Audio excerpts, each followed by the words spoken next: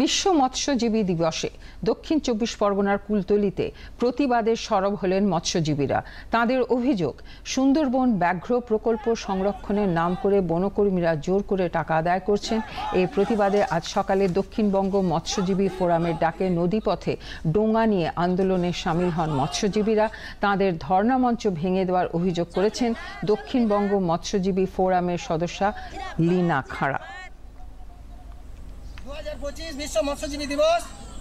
আজ গুড়গুড়িয়া ডোঙা মৎস্যজীবী দরকার হলে আমরা এই মাগড়ি নদী অবরোধ করব। আজকে ধর্ণা মঞ্চ ভেঙে দেওয়া হলো কেন? বিড অফিসার জবাব দাও। দক্ষিণবঙ্গ মৎস্যজীবী ফোরাম জিন্দাবাদ। 250 টাকা ফাইন আদায় করা হচ্ছে কেন? ফরেস্টার জবাব দাও।